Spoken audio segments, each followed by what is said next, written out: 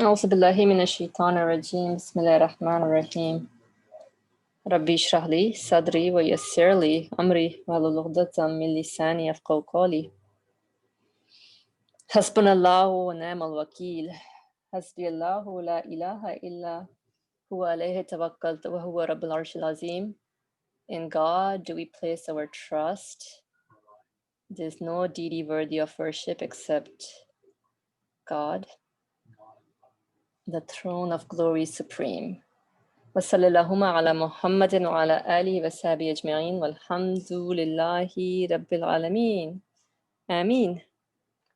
So we are continuing on today with the 21st flash on sincerity. We started off with the fourth rule last week, and it seems that Mariam or Ryan is ready to read. If you're raising your hand for that, please go ahead from the part that is highlighted. Okay. Bismillahirrahmanirrahim.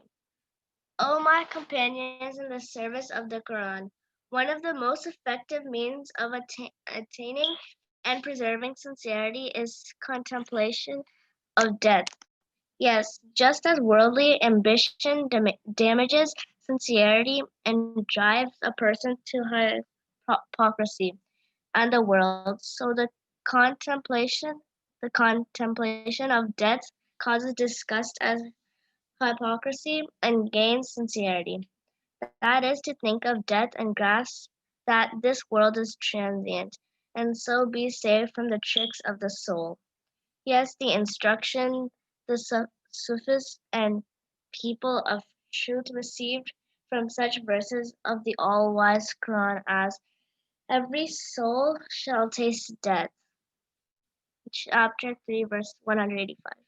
Truly you will die one day, and truly they will die one day. Truly they too will die one day. Chapter 39, verse 30. I mean,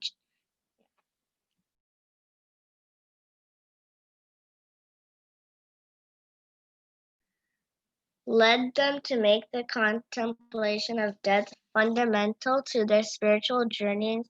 It dispelled the illusion of eternity, the source of worldly ambition. They imagined themselves to be dead and being placed in the grave. With prolonged thought, the evil commanding soul becomes saddened and affected by such imagining and gives up its far-reaching ambitions and hopes to be an extent. There are numerous advantages in this contemplation. It is taught by the Hadith, which says something like frequently mention death, which dispels pleasure and makes it bitter. However, since our way is not that of the Sufis, but all of reality, we are not compelled to perform this contemplation in an imaginary and hypothetical form like they do. To do so is anyway not in conformity with the way of reality. Our way is not to bring the future to the present by thinking of the end, but to travel in the mind to the future, from the present in respect of reality, and to gaze on it. Yes, dispensing with the need to imagine, one may look on one's own corpse, the single fruit on the trees of this brief life.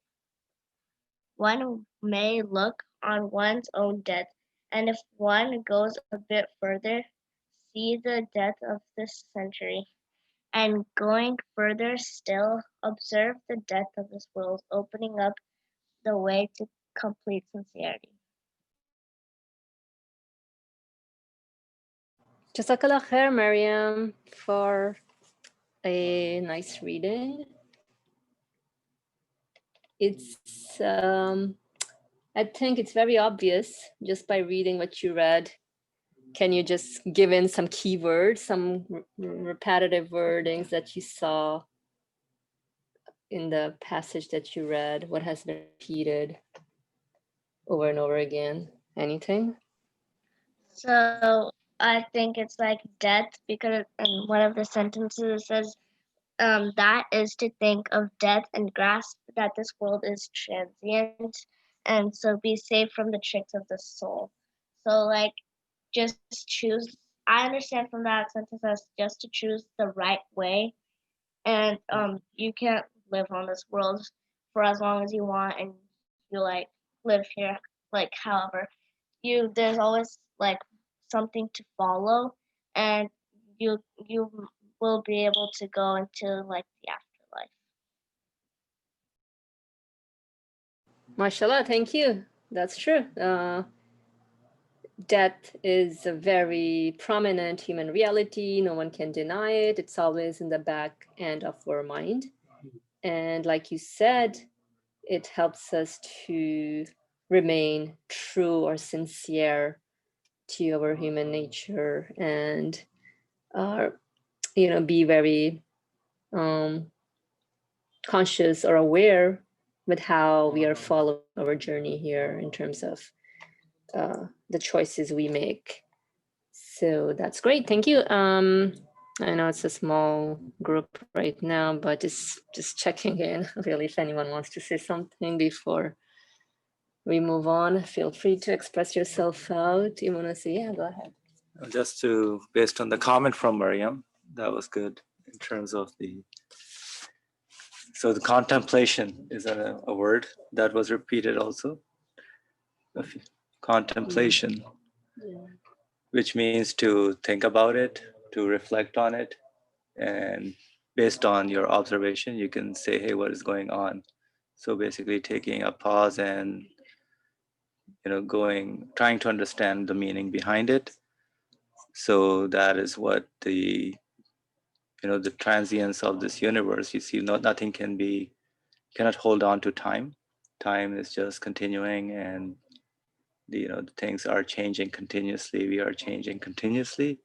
So there is a start, birth, and we see that there is an end. So this is something that is, of course, within our observation. So the contemplation would involve that, hey, what am I doing here, and that this is not going to be my permanent place. So that contemplation brings that into the picture, and the author is kind of implying that this is a good rule, as Mariam said, to stay on the right course. That, and when we understand that this world is transient, then we do stay on the right course, because the tricks of the soul, maybe one of you can define what that is, the tricks of the soul, and the contemplation kind of helps with that, whatever that trick of the soul is. So what is the trick of the soul? Would anyone know what that is, the trick of the soul? Let me put up in the chat.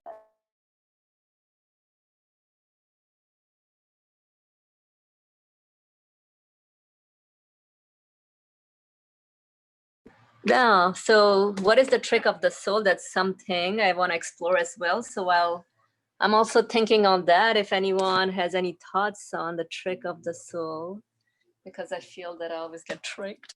Ali Murmur, go ahead, please. Now, when it comes to the trick of the soul, I am expert on it. I always experience it. Yeah, trick of the soul, always the soul, it means the side of human beings which is used as a means of comparison between truth and falsehood. Now, this is called the soul. Not the spirit soul, but the deceiving soul, never satisfying side of human beings, not being realistic, choosing the baseless fault options. That is called the soul, the translation of it, not ruh, but nefs. Not nefs also is not the right word, actually. This is obstinate, recalcitrant, whatever they call it, recalcitrant, or there is a word for it, never gives in.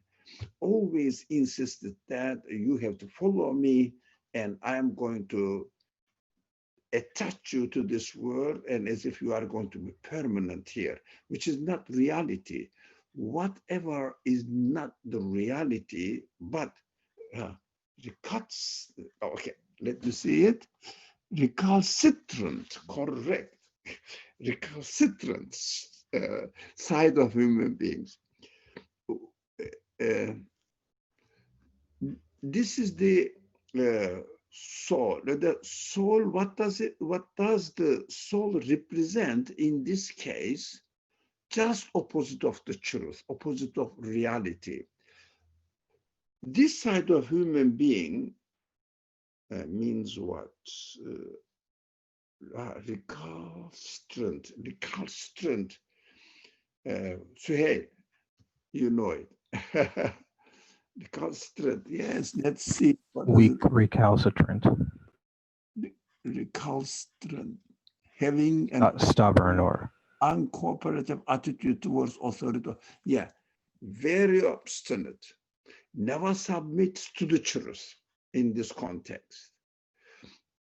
That is an option for human beings. We don't have to follow it, but there is always this option available for us in front of our free will. We have to be always alarmed about it. Am I following this soul or obstinate soul, or the wrong choice, make it simple, baseless choice or reality?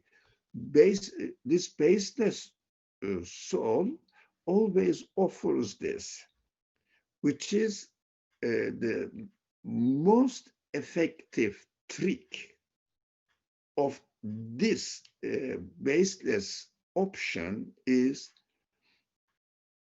to give us an imagination that I am going to exist in this world forever.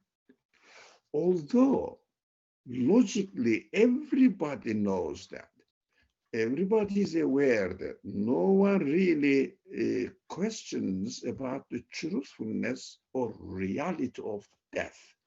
But I experience in my own life that as if other people die, and because I have been living for so many years and decades, and I am alive. I exist.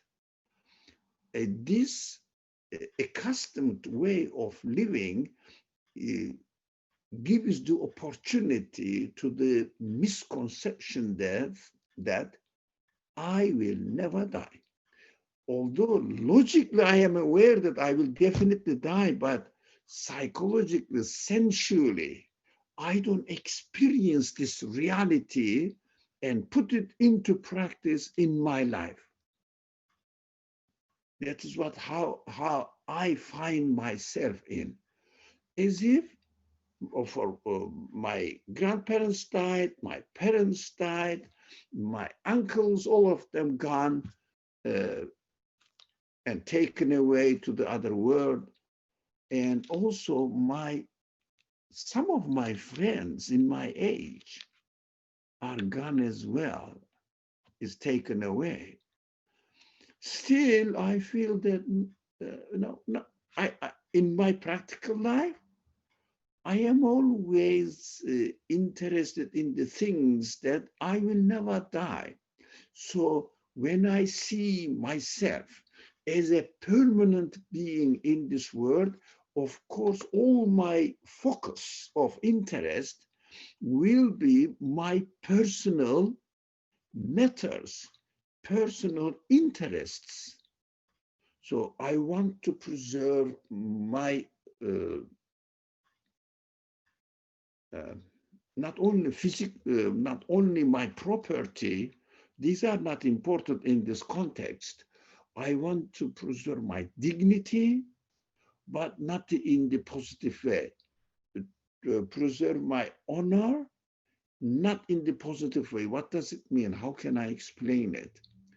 I want to preserve my egocentric interests, egocentric honor, egocentric dignity. It means I have to be always on the upper hand.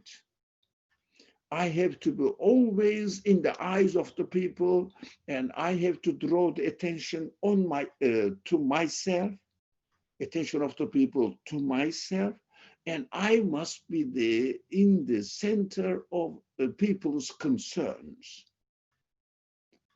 That is why in my relationship with my friends, I incline to be the most prominent one among them. It causes definitely or inescapably competition. I always compare myself with my friends, and I have to be always in the better position. I don't want to show, or in any case, it may come out that I have some faults, deficiencies, shortcomings. I don't want to show it. That is why I start pretending to be in a status that I am not there. This is inevitably, this inevitably leads me to compete with my friends and make myself on the upper position, higher position than what they are in my eyes. That causes really all sorts of diseases in my community, in the community that I am, because it causes discordance, and I pretend to be as if I am the leader of this community. I must be the best person in this community. This kind of attitude comes from the negligence of my reality, which is my existence in this world is a temporary place, it's a temporary existence, and I am going to definitely die as I am dying every day, getting closer to depart from this world, so that it will, if you like, drag me back from my competitive attitudes. I would just be realistic as I am and try to give priority to my friends, to the people of the truth around me, and I have to be modest enough not to be arrogant before them or towards them. This is, I think, the trick of the ego to make us forget that my life is transient in this world. And this world itself is transient as well. So thinking of the transience of the world, the transience of my existence in this world is a cure, I think, for my being sincere. Sincere means being realistic in my existence. Sincere here in this context, I understand, being realistic in my existence.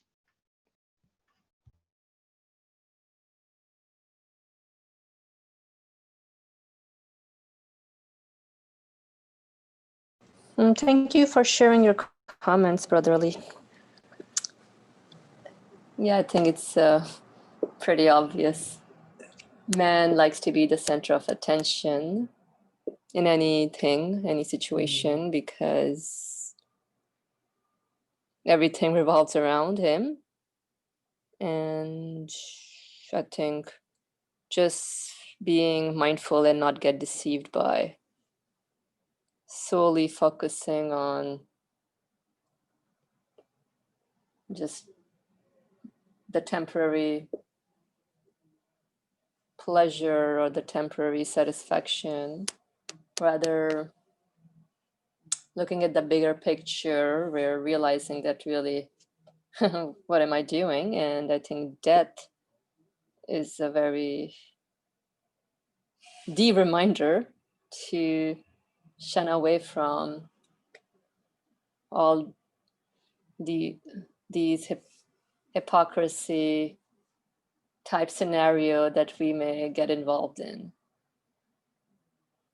I think it's all about being sincere within oneself, and this whole piece is about sincerity. So I know it's it's a trick. That's why one has to be just vigilant and not let themselves get deceived by it. And I think the whole contemplating, just like my friend here pointed out earlier, contemplating on death is a great reminder for everyone.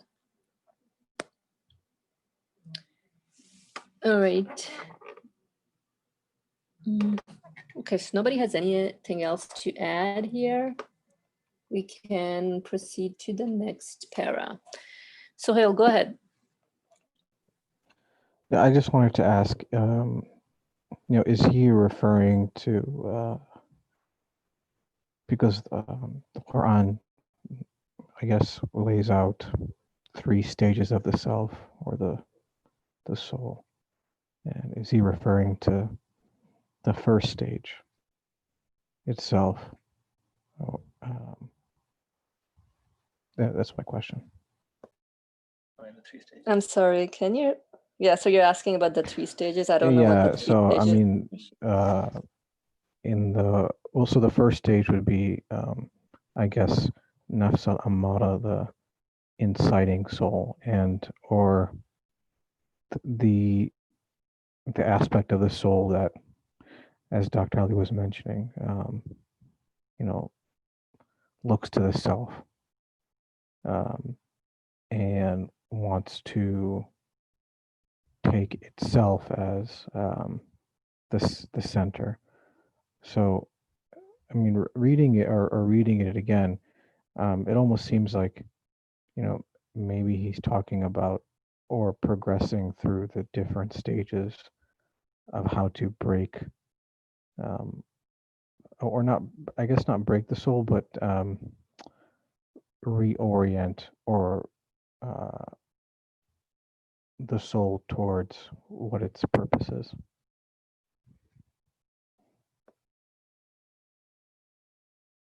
Yeah, it makes sense. I think whatever you're proposing about You're reorienting the thought process, your attitude, sure, your way of looking at the world, right?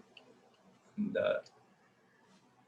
the 3 stages, as Sohail was saying, I've heard about those basically. Me too. Okay. There's a mutmaina, Mara, I forgot the middle one, but there's one that takes you away from the truth, the reality, what they say.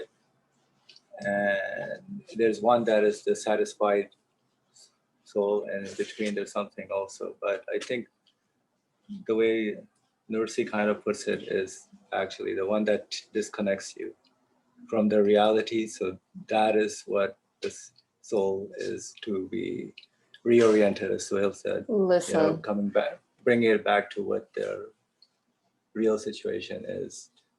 Yeah, I mean, like, I've heard of those too, but I wouldn't get caught up with that, because then it can get very confusing. Oh my God, which stage am I on? No. Rather, I think we should stick with what the author is proposing here, like you said, reorienting. How can I help myself? Like, where do I find myself? I shouldn't say, oh, this stage or that stage. Okay, so I think it's very obvious. Everyone can do the introspection within themselves. And from there on, just say, oh, am I acting like this? Am I appropriating things to myself? Am I being negligent of what the reality is? And then from there on, move on with the whole thing. All right, any other comments? Ali Murmur, go ahead, please. Now, can we talk about the verse narrated here? two different verses. Yeah. I understand the translator has chosen every soul shall taste death. And also, truly, you will die, will die. But in the text, as we read, or Maryam read, I think, that we don't have to imagine the future, that I am alive now, that is okay, but I will die eventually. I will taste death eventually. Of course, the author says, no, we don't have to imagine this. We have to be realistic. The Quran, the Quranic language, interestingly enough, makes it so clear. The Quranic language is not appropriate to translate it literally into English. But if I may take a license of translating it in spite of the usage in English, I would say every soul is a taster of death. It's a noun, not shall taste verb. No.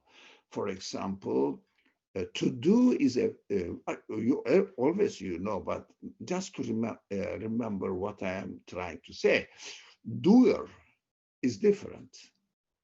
Doer. For example, to speak, but the speaker. I am a speaker. It means that's my profession. Even I don't do it now, I am a speaker. I am an engineer. That's the noun form. Here also, taster is in the noun form. Dha'iq, active participle, yes, active participle form. Engineer, the word engineer infers that the person is sleeping now, but being an engineer, his inseparable title or characteristics. Being an engineer, although he may be having his dinner now, nothing to do with engineering, but it is inseparable characteristics. So it justifies what the author said here, that we don't have to imagine the future like the certain people follow the Sufi tradition, whatever the tradition they follow, but we have to be realistic, that we have to see that I am a taster of death.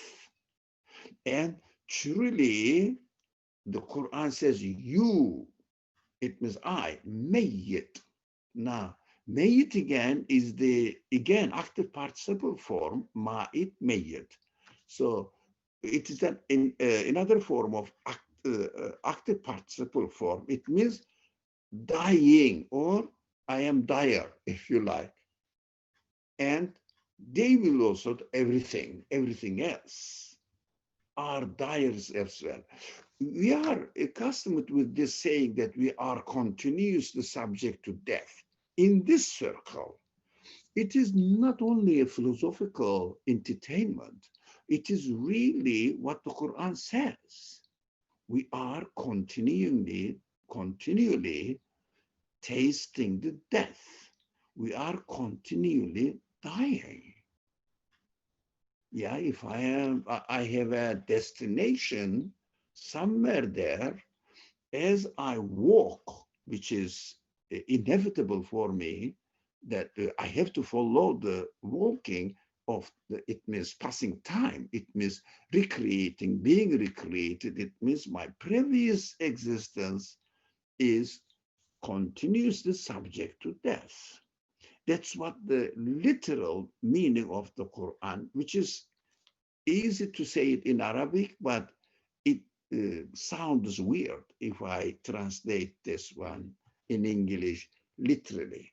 So we have to be aware that what we have been saying, what the author is saying here, Why do we say what we had been saying for years, that we have to be aware that we are continuously dying from the start of our life in this world.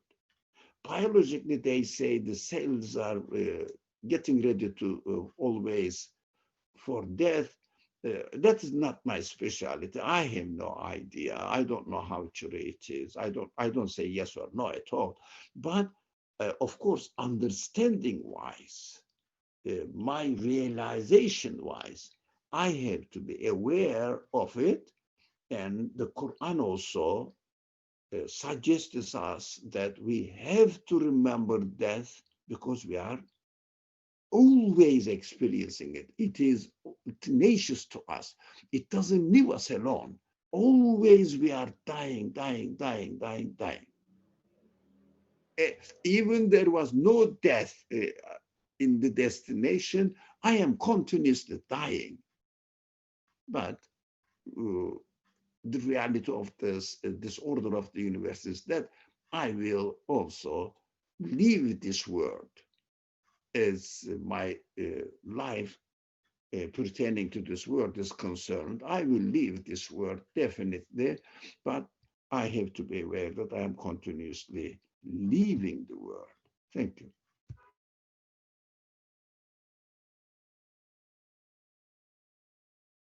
Thank you so much. It just reminded me of lyrics from a song talking about death. I think everybody knows the reality of thing, and it's really, do I choose to be conscious that I'm subject to death every moment? And with this, let's see if, do you want to add something? No, that's good about the continuous creation. Yeah. Everything is, there's no static creation. So our life, everything is, the words kind of make sense in the, every soul is a taster. So I'm just thinking about how that fits into, my understanding. Sincerity. And truly just to see how this contemplation of death is basically in the last paragraph. He does make a point about, that you don't have to look into the future for one day or something. He says something along that line. I was just looking at that. Should we? Because it's a continuous thing. Okay. As the, Brother Ali kind of shared. And of course, the translation in English doesn't always capture the, the actual form of how, the continuous creation act part of the, I guess, a continuous act going on. Yeah, you're right. Right. So when it says that our way is not to bring the future to the present by thinking of the end, because there's a continuous kind of that makes sense, no? But travel in the mind to the future from the present respect of reality and gaze on it, dispensing the need to imagine. Oh, that's interesting. Yeah, so there's like one is imagination and contemplating based on some hypothetical scenario, but this is not hypothetical. This is something. In reality, we can see ourselves tasting at every moment the transience of this world, transience of that we are dying and aging. Oh, this is interesting. When we look on one's own death, and if okay, so does anybody want to add anything here? Feel free to do so. Yeah, this is an interesting point. Sorry, I got caught up with the sentence that Asim highlighted. Our way is not to bring the future to the present by thinking of the end, but to travel in the mind to the future from the present in respect of reality and to gaze on it. So connecting this to what Brother Ali shared as well, like it's very continuous. We are tasters of death, and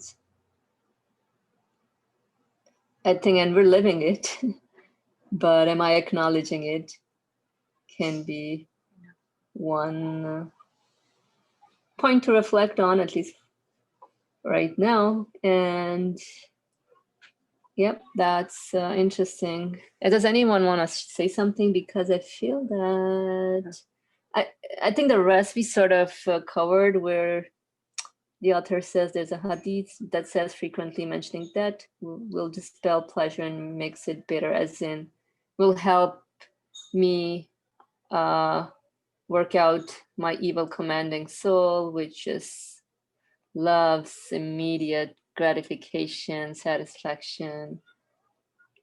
And so I think this constant reminder of that helps do that, because we realize that, you know, we're constantly changing and things don't just remain here. I'm not going to be here. And so going on with the next sentence, it says, one may look off on one's own death, and if one goes a bit further, see the death of this century, and going further, still observe the death of this world, opening up the way to complete sincerity. Something on the chat. Let's see what this is. I remember saying the quality on a temporary thing cannot be essential to it. Yeah, that's a good point, actually. So cannot be, because I experience the same quality in different things and object, and so how do I explain the existence of the quality, which is really something that I cannot fathom, or it's not tangible. So good point. Does anyone want to make a comment on that? So the comment is, the quality on a temporary thing cannot be essential to its. Let's see. Okay. So I think it's all about questioning the source of existence of everything. I think we always start with the qualities, realizing that anything that is manifesting qualities is not coming from the thing itself, but it's coming from the source of existence, which we call absolute, must be absolute, not of the nature of this universe. I have nothing more to add into what was read. If anyone has any comments or something, feel free to do so. Otherwise, so Hildar, go ahead, please. I mean, in his paragraph where he's talking about, you know, our way is not the way of the Sufis, but of reality. He's making a distinction between the imaginary and hypothetical form versus way of reality. You know, I'm trying to understand what he, like, what does that mean for me? I mean, I can read that, but what is it, like, what is the practical distinction? I mean, the only way I can see it is he's saying that the way of reality would be imagining yourself, or I guess looking at yourself, rather than considering everything else, but considering yourself, because that will address your ego, and it's personal and it's real. And from that, you can build off of, well, if I look at myself and myself as dying and tasting death, and so to do one thing after another till you keep building up and encompass the entirety of the universe.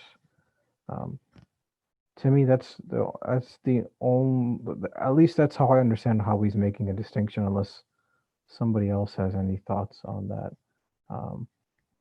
Because, you know, I don't know what it, you know, what it would mean to be contemplating in an imaginary and hypothetical form. Because I guess if you think about death, I mean, it's almost impossible to not think about it in relation to yourself.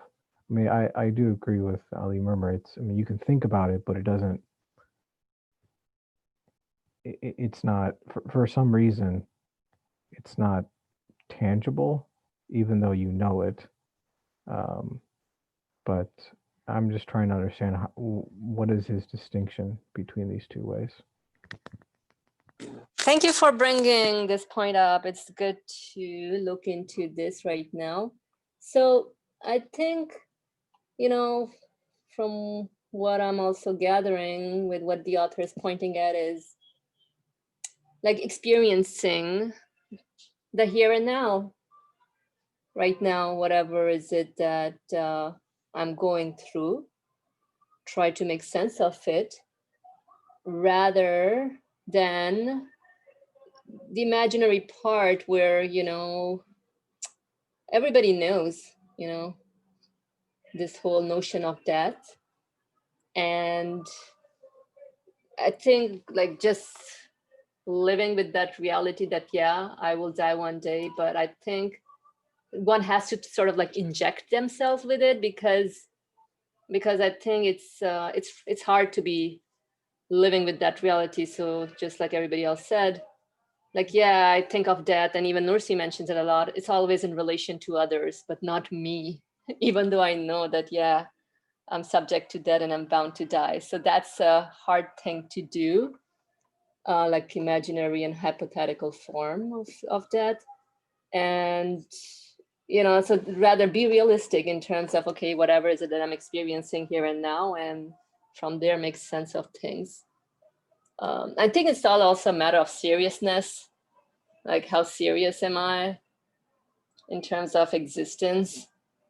And I think it can also point to the practical side of the rituals as well, because they're there to help me be in sync with my human nature, or sort of reorient myself.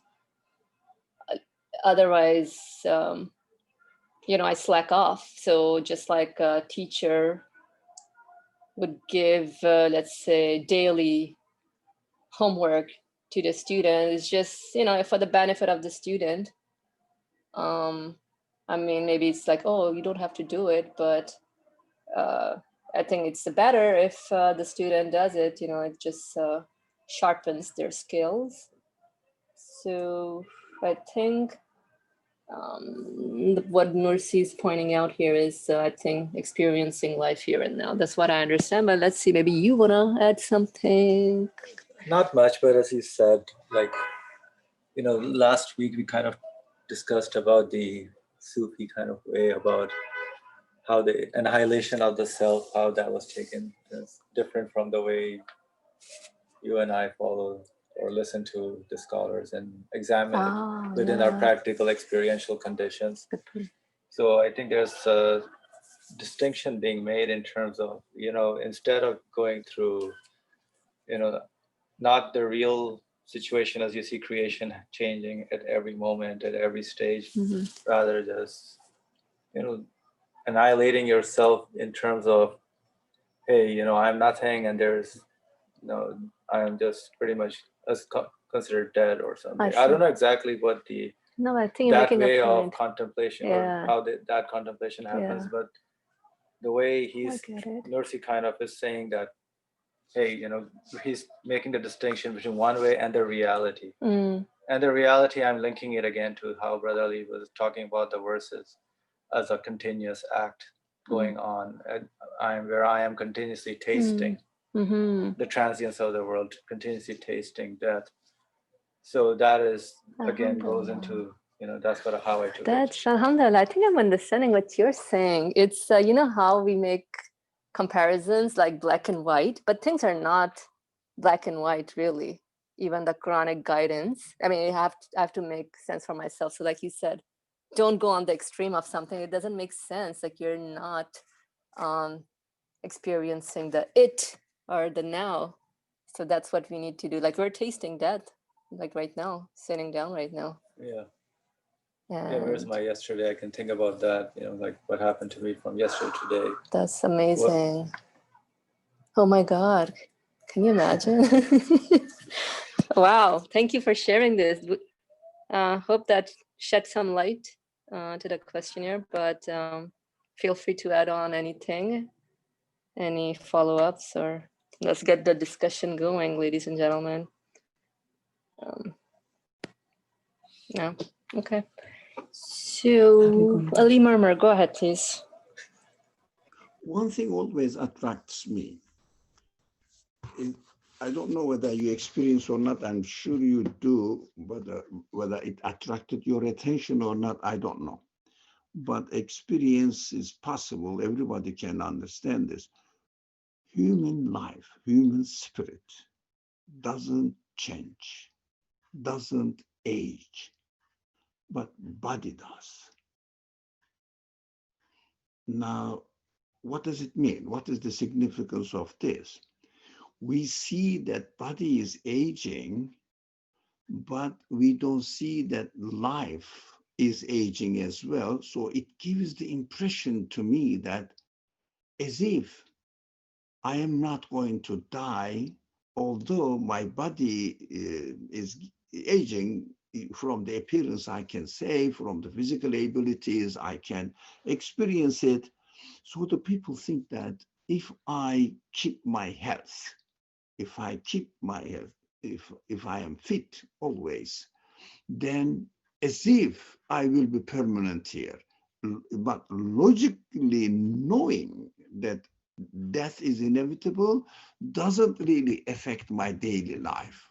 It is always far away. It is always far away. It is always far away from me. Other people die, but not me in my practical life.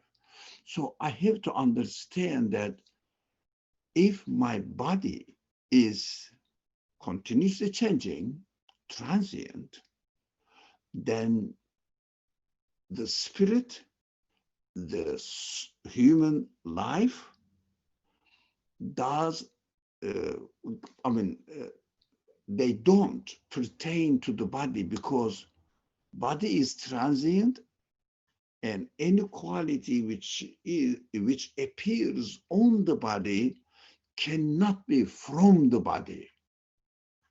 Cannot be from the body. Body cannot be the source of something which doesn't change while the body itself is changing.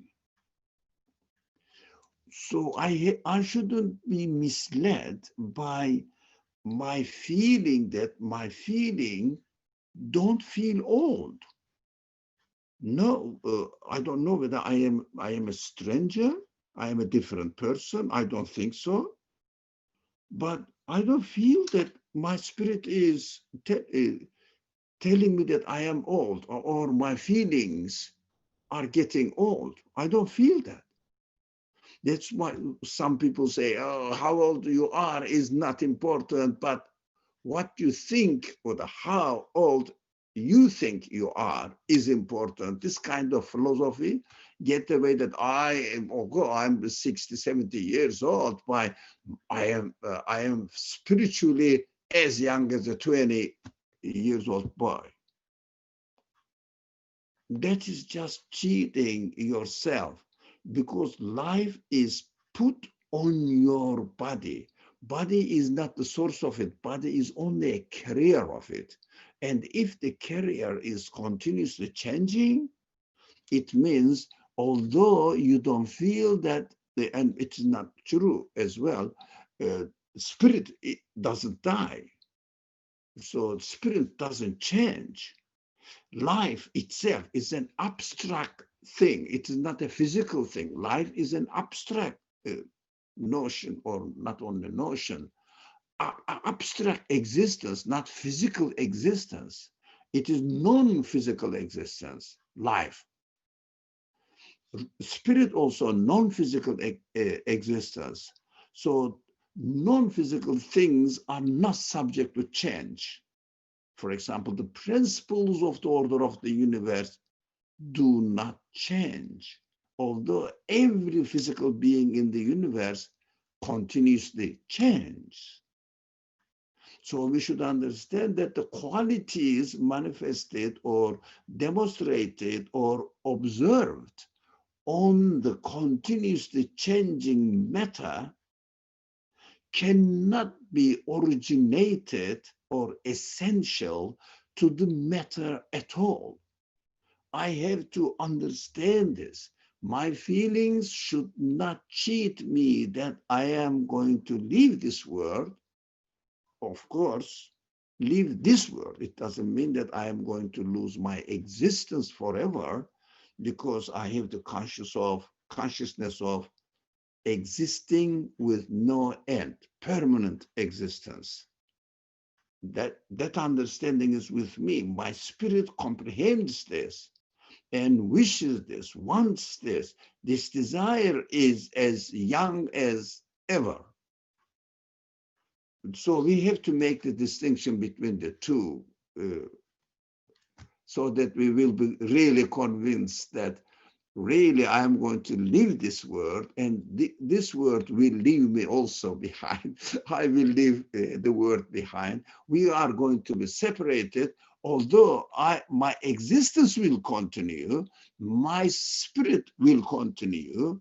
If you like, this abstract existence of life will continue, not the body will continue, physical body will continue in this world.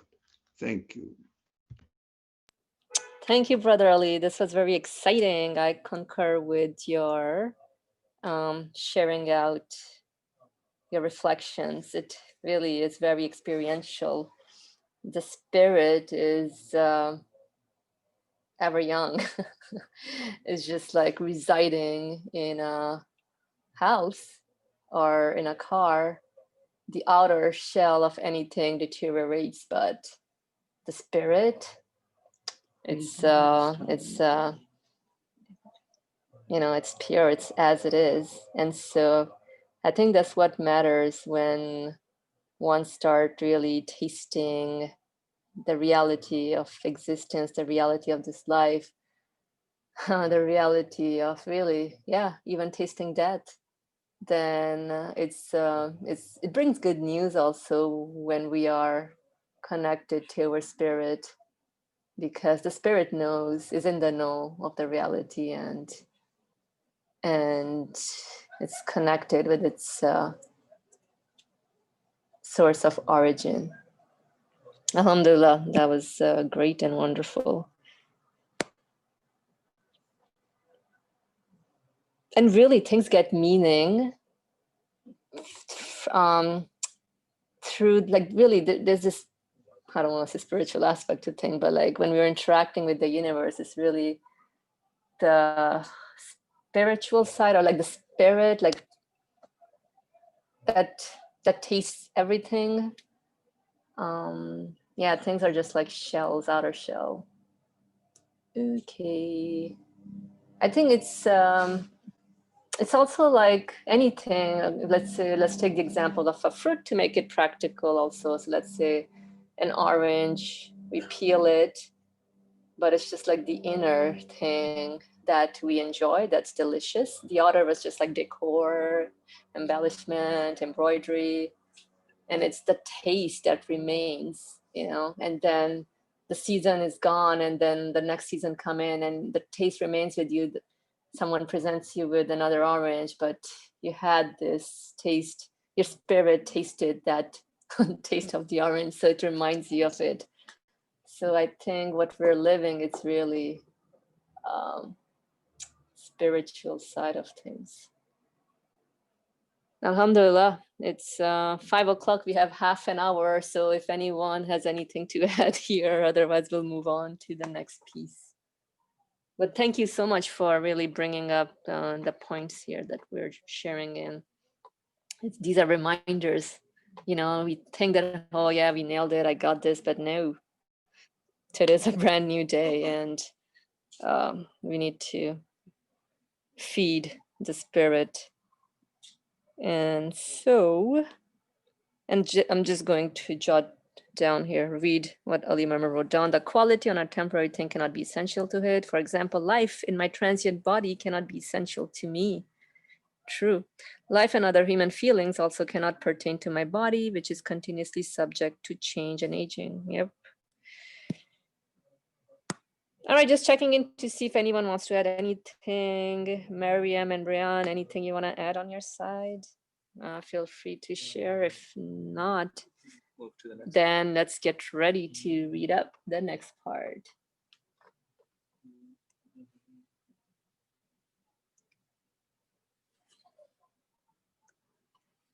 Okay, so I don't know, Azima, if the kids are around, maybe they can read that, inshallah. Okay.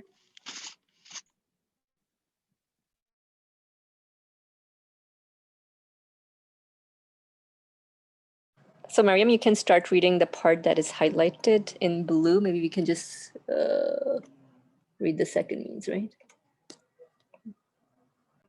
Okay. The second means, by attaining a sense of the divine presence through the strength of certain affirmative belief and through the lights proceeding from reflective thought on creatures, which leads to knowledge of the Maker. By thinking that the compassionate Creator is all present and seeing, and by not seeking the attention of any other than He, and realizing that looking to others in His presence or seeking help from them is contrary to right conduct in His presence, one may be saved from such hypocrisy and gain sincerity. However, this comprises many degrees and stages. Whichever degree a person reaches, he will profit to that extent. There are numerous truths in the risale-i that will save a person from hypocrisy and gain him sincerity. So referring him to those, we cut short the discussion here. Of the very many things that destroy sincerity and drive one to hypocrisy, we shall briefly explain 2 or 3. You can continue on the rest. Thank you. Okay. The first. Rivalry towards material advantages slowly destroys sincerity. It is also detrimental to the results of our service. So, too, it causes the material benefits to be lost. This nation has always nurtured respect for those who work for reality and the hereafter, and has assisted them. With the intention of actively sharing in the genuine sincerity and in the works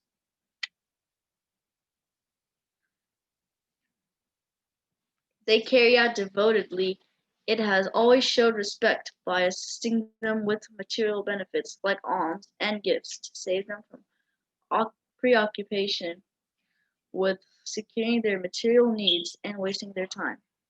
But such assistance and benefit may not be sought, it is given. It may not even be sought through the tongue or disposition by inwardly desiring it or awaiting it.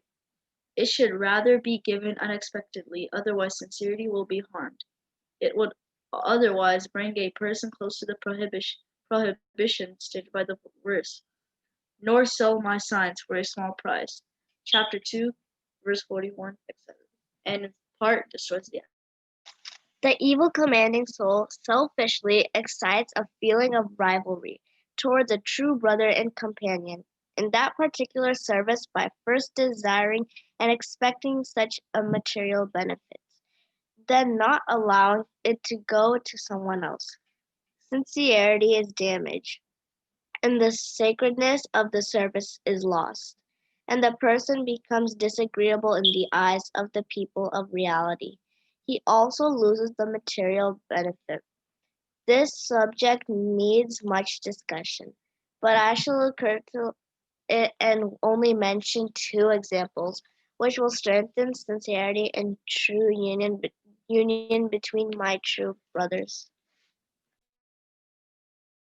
Thank you, Rayon and Mariam, for reading this for us. So you know what, to be honest, I think, at least for myself, I need to reread this again. And I think my friend here would also appreciate. I think let's go over it as in paragraph by paragraph, because this is a little dense, like the author is saying stuff here that we need to make sense out of. So Let's do this. So the second means by attaining a sense of the divine presence through the strength of certain affirmative belief and through the lights proceeding from reflective thought on creatures, which leads to knowledge of the maker. Let's break that down. By thinking that the compassionate creator is all present and seeing, and by not seeking the attention of any other than he. Okay, this seems important. And realizing that looking to others in his presence or seeking help from them is contrary to right conduct in his presence. One may be saved from such hypocrisy and gain sincerity.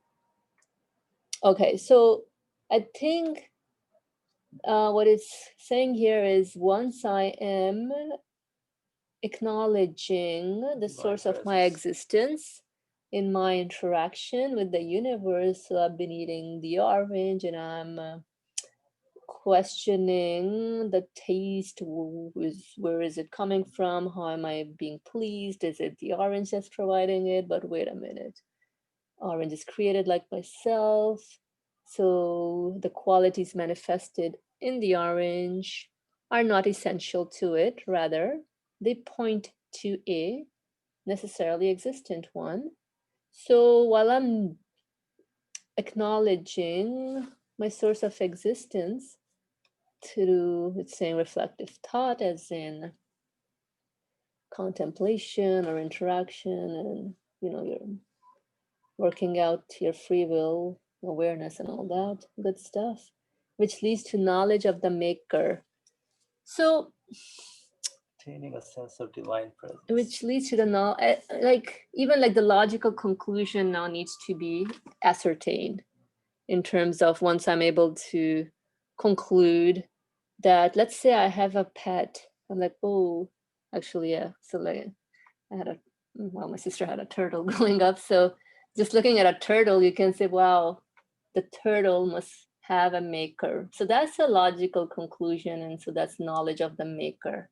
And anything that we see around with the turtle or the pet, you say that, oh, the turtle is given a digestive system, the turtle is given hunger, it's eating all that, it's even playing with us. So you say, oh, but these qualities point to its maker. So now that's knowledge of the maker, and I am ascertaining it as in becoming aware of it within my human feelings, that the source of my existence is talking to me here and now. It's my creator speaking to me as a live entity. I'm being spoken to here and now. So that part, okay. Thinking that the compassionate creator is all present and seeing. It's nearer to me than my jugular vein. All right, okay. And so then, and realizing that looking to others in his presence or seeking help from them is contrary to the right conduct in his presence. I don't get it. What? Wait, and realizing that looking to others in his presence or seeking help from them is contrary to right conduct in his presence. As in, oh, so I say, hey, can you help me, please? And so you help me. And then I say, okay, so if I don't say, oh, this help was provided by my creator, then that's messed up. Yeah. Look, stop laughing. I'm trying to make sense of this right now. So let me make a comment here. So the first was about the contemplation on death, right? To achieve sincerity. So the topic we are discussing is to be true to ourselves, which is what sincerity is, to be realistic in who we are, what we are here for, and being true to that, realizing that we belong to an owner of the universe and we report to him in a sense. So realizing this world is temporary and my being, and as brotherly highlighted about my soul, is not for this world. So, right. So the body, which is the housing, is the one that gets old and is the one that dies. The spirit doesn't die. Right. The spirit, the body, the physical body is laid to rest in the ground. Yeah. But here in the second is more of achieving what as he says, he's calling it the divine presence, having a sense of divine presence. How do I achieve a sense of divine presence? Mm-hmm. Which is, again, my awareness and my consciousness, how awake I am in terms of living in the presence of my Lord. Living in the presence, yes, I got of you. my Lord. So, and he explains, it's a kind of a complex phrasing It is for complex. That the author is using, but that's why we need to break it down a little bit. Yeah. Through the strength of certain affirmative belief, which is what? And then he explains it, which leads to knowledge through proceeding from the reflective thought on creatures. So that's the reflective thought on creatures. Exactly. That's what you were saying. Yes. Right? Yeah. So your example of the orange, that's a reflective thought on a created thing. The turtle. Your reflection on the turtle, I'm getting based on all the examples you give. So on the turtle is also a reflective thought. Absolutely. Reflective thought on your sister is another created being that you thought of. Right? Okay. So reflective thought on creatures. And what does that tell you? All these reflective thought it just doesn't stay on that orange. It doesn't just stay on the turtle. That the turtle plays around, has a digestive system. But it tells you that who gave this turtle, what the owner of that turtle, who gives existence to that turtle. So it gives you aware that just like I am here under his presence, this thing, everything around me is also his creation. So it gives me, like, for example, if I'm giving a speech at some place, all eyes are on me. You see that, oh wow, that gives you a kind of a state of awareness and heightened alertness, where everybody is looking at you and whatever your speech you're giving. And the same way, having that presence of the, just like you have the presence of the crowd, you have the presence of your owner, of the one who owns you, who is all seeing, all knowing, the whole universe. I am aware that, I belong to that owner, this turtle belongs to that, the owner, the orange belongs to the owner, I belong, you belong, everybody belongs to the owner. So that heightened awareness, or whatever, I don't like the word heightened also, but the thing is that all eyes on me. Your consciousness, your state of being, acknowledging, like your presence signifies that you are not the owner of yourself, but you have an owner who is looking after you. So that is the sense of the divine presence through reflective thought on creatures. I know it's not. What do you mean? It's easy to, state it, but then this has to be experienced. So you're saying, like, going back to your analogy, so you're speaking and all eyes are on you. So similarly, all eyes are on the creator. I'm trying to. No. So you being on the stage, right? And you're realizing that all eyes are on you. That puts you in a particular state. Oh, like feeling alert. Oh my God, everybody's looking at me. You're in your classroom as a teacher. Do you know that your students are there listening to you, or they're there, right? Yeah, just like that sense that you have that the students are listening to me, and I'm, discussing this particular problem with them or solution with them. So same thing in my life, in my reality, I know that in my existence, I'm in that presence. I mean, the one who makes me, I'm in his presence. That awareness. I'm talking about the awareness of the individual. Okay. Does that make sense? I have a headache right now. Yeah, let's, I think, so a little bit. And wait, so I'm trying to sit like, okay. So the source of existence has eyes on, or like the attentiveness part. Yeah, I didn't make it clear. Sorry the about that. attentive part. I was just talking about the awareness. So I didn't want to confuse. So like the kids are aware. So if I'm a student, I'm sitting down and I'm aware I'm looking at my Yeah, teacher. just like your focus goes on, they're all listening.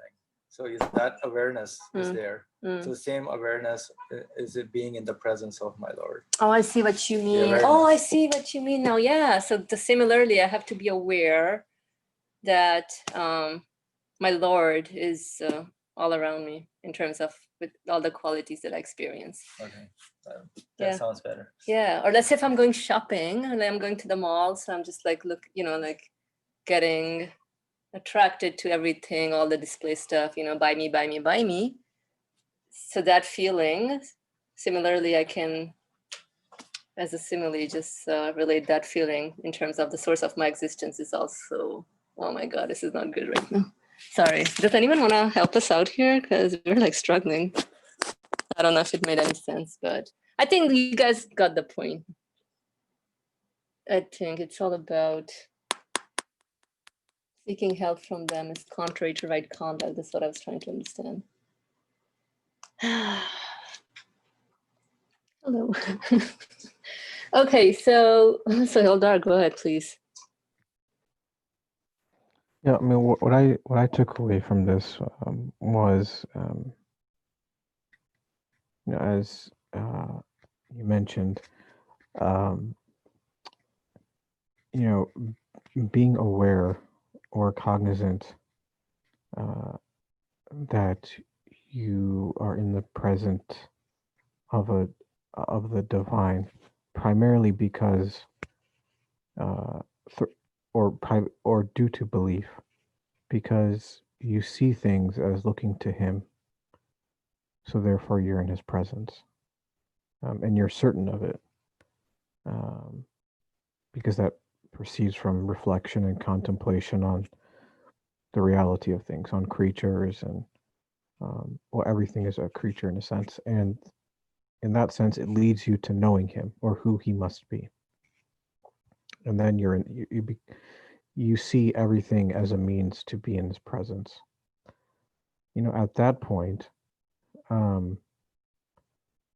trying to seek attention, for the ego to seek attention from anything else is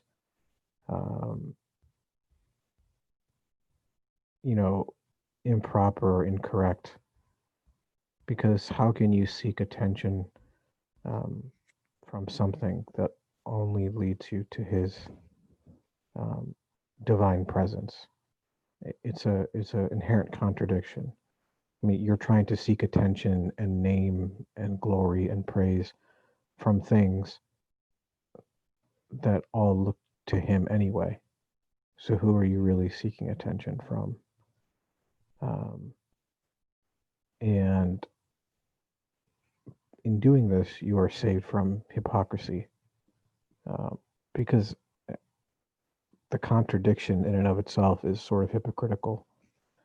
You know that things are dependent on him, but then you seek from them. I mean, you are seeking something. I mean, the ego tries to seek something from them. Glory, recognition. And they can give you, they too are dependent, they too are transient. So how can they actually, satisfy that? So that's what I took away from that. Okay, so thank you. That helps a little bit. So then I'm wondering, so rather than seeking attention from things, I mean, it happens sometimes, you're trying to seek attention of other people, maybe to get somebody to listen. I think maybe that's a different context. So here it's more about like just on purpose seeking attention, but so it's your point of focus. What am I really focusing on, or where is my actual, how do you say, my area of interest? Area of interest, thank you. Yeah. My creator. So yeah, kind of as Suhail was explaining, if I'm trying to gain any attention from the things, they themselves are referring to their owner. So who am I really seeking attention from? Actually, is my seeking attention can only be with my owner. But this is a really hard one to digest. I'm sorry. Okay. Yeah, it does make sense. No, I'm like, Yeah. thank you. Theoretically, it's making sense, but like practically speaking, like, hello, you do want like people's attention. Like nobody was speaking right now, you know, in the discussion sometimes. So you need people's attention. Hey, talk, right? Say something, ask a question, all right? So you have to sometimes, like, I don't know, it's maybe it's a different context. I have to think more on it. Yeah, that's a different attention, I think. Oh, let me see. So go ahead, Soil, your hand is up. Well, I guess I was going to say what Hatija Beza was saying. She wrote seeking attention as a means versus the aim. What you're referencing to me is different. If one is seeking recognition for recognition's sake, that's problematic. And I think that's what Narcy is referring to here. Recognition for no other point other than to recognize the self. That itself is pointless. Nothing is gained from that at all, other than the self becomes praised. So that's if and the only person who can know that, I guess, I mean, one knows what they're doing when they do that. I mean, to me it's apparent, and I don't think people are necessarily blind to that. Like it's to me, it'll be obvious when you seek recognition or name simply for your own sake, so that it's known that you did something, or you are good at this, or you are famous for this, or et cetera, et cetera. To me, that's what Nursi's talking about when he's talking about attention and self-centeredness, or an egocentric perspective. Yeah, that makes sense. Thank you. So rather than doing your whatever is it that you're doing for the sake of satisfying the ego versus the sake of fulfilling the purpose of your existence. So yeah, that makes sense now. Although there's some things that I think I know that makes sense now with Okay. Yeah. Okay, cool. However, practically speaking, also sometimes you're in situations, but so it's really devoid of the creator of the universe. Like things sometimes we do. I don't know. I don't know. Is your hand up? Yeah, I mean, I don't know if you're referencing or alluding to, in I guess practical matters. For example, if you're trying to get a job or trying to be recognized in society, they endorse that, or society endorses the notion of being the idea of self-praise, even though quote people say they look down upon that, but it encourages it to be recognized for recognition's sake, because supposedly that's the way you get ahead. And I'm sure everybody has personal experiences, but I mean, you can see for yourself, the lack of sincerity within that sort of process. I mean, it's unavoidable to some extent, because that's the society, or the structure of the civilization people are in. But what he's saying here is the complete opposite of that. Yeah. Okay. Thank you. All right. Let's see. We have 4 more minutes. I don't know if maybe Hatice Beza, you wanna elaborate on your comment here? Assalamualaikum. I mean, I don't think I'll be adding anything new at this point. But as was said earlier, if seeking the attention of other people were to be my aim, it can't be my means at the same time, I guess. Or vice versa. If it's my means, then it can't be my aim, by definition. So, and so there is a distinction between, getting people's attention to attain a certain sort of goal or follow the order of the universe, and whether that be having to sell yourself in the society that we live in, as that is encouraged and sometimes inevitable, versus it being the sole aim, the recognition in and of itself.